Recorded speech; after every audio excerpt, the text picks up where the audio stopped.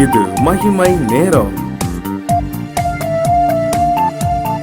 கர்த்தர் இரட்சகருமாகிய இயேசு கிறிஸ்துவின் இடைநேற்ற நாமத்தினாலே மகிமை செய்வி நேயர்களை நான் வாழ்த்துகிறேன்.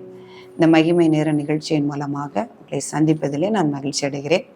பிரியமானவர்களே, உயிர்த்தெழுதலின் ஆவிக்குரிய ஆசீர்வாதங்கள் என்பதை குறித்து நாம் தியானித்து வருகிறோம். இயேசு கிறிஸ்து உயிர்த்தெழுந்ததினால் அவருடைய தேற்றவளனாகிய பரிசுத்த ஆவியை நமக்கு அனுப்பினார். நமக்காக நான் போவேன், ஆனால் நான் உங்களுக்காக ஒரு ஸ்தலத்தை ஆயத்தம் பண்ணுவேன் என்று சொல்லி நமக்காக ஒரு ஸ்தலத்தை அவர் ஆயத்தம் பண்ணுகிறார். அவர் தேவனுடைய வலது பாரிசத்தில் அமர்ந்து நமக்காக எப்பொழுதும் வேண்டுதல் செய்கிறவராய் அவர் காணப்படுகிறார். அப்போ தேவனுடைய கிருபாசன தண்டையிலே நெருங்கி சேரக்கூடிய பாக்கியத்தை இந்த உயிர்த்தெழுதலினாலே தேவன் நமக்கு தருகிறார்.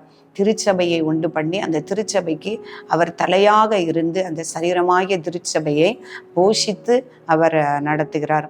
அந்த உயிர்த்தெழுதினால் அவர் தேவனுடைய குமாரன் என்றும் அவர் நம்மையும் உயிர்த்தெழுதச் செய்வார் என்பதையும் வெளிப்படுத்துகிறது என்று எல்லாம் நாம் தியானித்தோம்.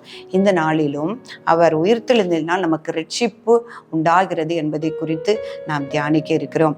ரோமர் 10 அதிகாரம் 9 கர்த்தராகிய இயேசுவை உன் வாயினால் அறிக்கையிட்டு தேவன் அவரை மரித்தோரில் இருந்து எழுப்பினார் என்று உன் இருதயத்தில் விசுவாசித்தால் ரட்சிக்கப்படுவாய். நீதி உண்டாக இருதயத்தில் விசுவாசிக்கப்படும், ரட்சிப்புண்டாக வாயினால் அறிக்கை பண்ணப்படும்.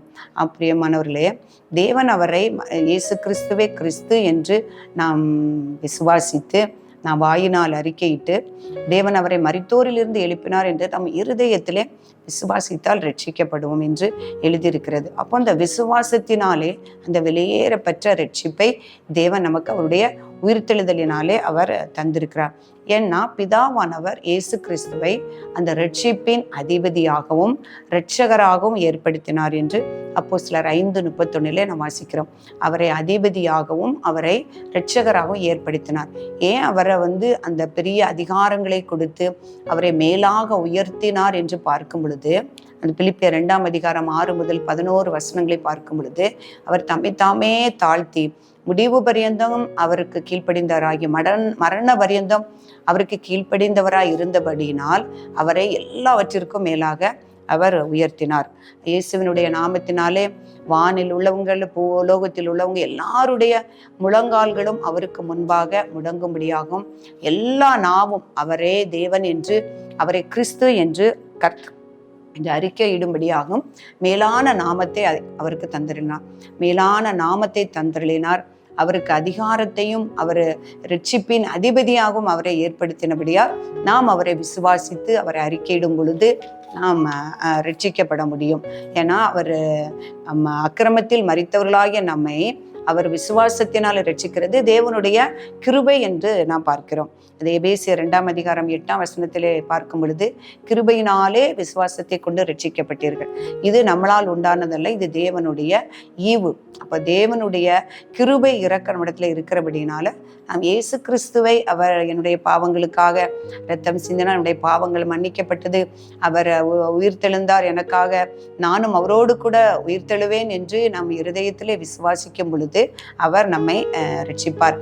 ரட்சிப்பது மாத்திரமல்ல, கிறிஸ்துவுடனே கூட அவர் நம்மை உயிர்ப்பார். உயிர்த்தெழுந்து உன்னதத்தில் அவரோடு கூட உட்காரவும் செய்தாராம். பிரியமானவர்களே, எவ்வளவு பெரிய பாக்கியத்தை இந்த இயேசு கிறிஸ்து உயிர்த்தெழுந்ததினாலே அந்த உயிர்த்தெழுதலை விசுவாசிக்கிற ஒவ்வொருவருக்கும் வைத்திருக்கிறார் என்பதை நாம் பார்க்க முடியும். சொல்லுற இலவசமாக நீங்க பெற்றுக்கொள்ளுங்கள். நான் அந்த சிலுவையிலே மரித்து சிந்தி உங்களுக்காக நான் வைத்திருக்கிற ஆசீர்வாதங்களையும் அந்த உயிர்த்தெழுதினால் அந்த வல்லமையையும் நீங்கள் என்னை விசுவாசிக்கிறதுனாலே நீங்க பெற்றுக்கொள்ளுங்கள் என்று அவர் சொல்லுகிறார்.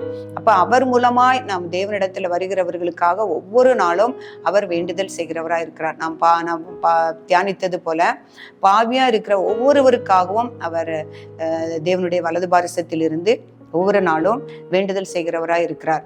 அப்போ அவர் உயிர்த்தெழுந்த பின்பு அவருடைய சீஷர்கள் அந்த சபையிலே அவர்கள் சுவிசேஷத்தை அறிவிக்கும் பொழுது பேதுரு சொல்லுகிறார், அந்த உலகத்திலே அவர் ரட்சிக்க கூடும்படிக்கு இயேசுனுடைய நாமத்தை அல்லாமல் வேறொரு நாமமும் அருளப்படவில்லை என்று சொல்கிறார்.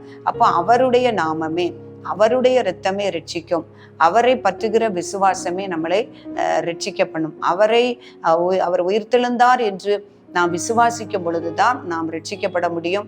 அவரோடு கூட நித்திய ஜீவனுக்குள்ளே பிரவேசிக்க முடியும். ஏன்னா நான் எல்லா நாமத்திற்கும் மேலாக அவருடைய நாமத்தை உயர்த்தினார். எல்லா முழங்கால்களும் அவருக்கு முன்பாக முடங்கும்படியாகவும் எல்லா வாயும் அவரை அறிக்கையிடும்படியாகவும் கர்த்தர் அவரை உயர்த்தினார். அவருடைய கிருபையினாலே நாம் இயேசு கிறிஸ்துவை பற்றும் விசுவாசத்தினாலே நாம் ஒவ்வொருவரும் ரட்சிக்கப்பட அது ஏதுவாயிருக்கும். பிரியமானவர்களே, நாம் தியானித்தபடி இயேசு கிறிஸ்துவனுடைய உயிர்த்தெழுதலினால் நமக்கு பரிசுத்த ஆவியை, நம்முடைய பரலோக ராஜ்யத்தை நமக்கு உறுதிப்படுத்துகிற நம்முடைய உயிர்த்தெழுவோம் என்பதை நாம் உறுதிப்படுத்துகிறது. ரட்சிப்பின் அனுபவத்தை, ரட்சிப்பின் நிச்சயத்தை தேவன் நமக்கு தந்திருக்கிறார். இந்த விலையேறப்பெற்ற அந்த ரட்சிப்பை, அந்த இயேசு கிறிஸ்துவனுடைய உயிர்த்தெழுதலை நாம் விசுவாசித்து அதை உள்ளத்திலே நாம் தியானிக்கும் பொழுது ரட்சிப்படைய முடியும் என்று எழுதியிருக்கிறது. அப்போ இந்த நாளிலும் கர்த்தர் கொடுத்த ஒவ்வொரு வார்த்தைகளுக்காகவும் கர்த்தருக்கு நான் நன்றி செலுத்துகிறேன். இத்தகைய ஆசீர்வாதங்களினால் தேவர் ஒவ்வொருவரையும் ஆசீர்வதித்து வழி நடத்தும்படியாக நாம் ஜெபிப்போம்.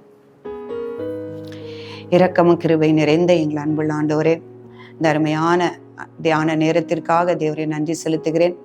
ஆண்டவரே, இந்த மகிமை டிவியின் மூலமாக உம்முடைய வசனங்களை ஆண்டவரே நாங்கள் தியானிக்க கர்த்தர் எனக்கு உதவி செய்தீர். நன்றி ஆண்டவரே. இந்த ஸ்தோத்திரம் அப்பா, இந்த மகிமை டிவியின் ஊழியங்களை கர்த்தர் நீர் ஆசீர்வதிக்கும்படியாய் ஜெபிக்கிறேன்.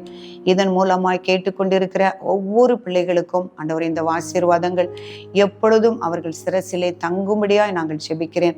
ஆண்டவரே, வார்த்தையை கேட்கிறவர்கள் உள்ளத்திலே கர்த்தாவே நீர் கிரியை செய்து எல்லா ஆசீர்வாதங்களையும் நீர் எங்களுக்கு வைத்திருக்கிற விலையேறப்பெற்ற ரட்சிப்பு ஆண்டவரே, உம்முடைய பரலோக ராஜ்யம் எல்லா ஆசீர்வாதங்களையும் உடைய பரிசுத்தாவை எங்களுக்கு அருளி செய்து கர்த்தர் நீர் தந்துள்ளும்படியாய் நாங்கள் ஜெபிக்கிறேன். ஆண்டவரே, நான் நல்ல தகப்பனே, உம்முடைய வார்த்தைகளை கர்த்தாவே நாங்கள் பேசியிருக்கிறோம் ராஜா. ஆண்டவரே, கேட்கிறவர் ஒவ்வொருடைய உள்ளத்திலும் நீர் கிரியை செய்து அவைகள் அவர்கள் பிரயோஜனமாயிருக்க கர்த்தர் உதவி செய்யுங்க. குறைகள் குற்றங்கள் எல்லாவற்றையும் மன்னிங்க.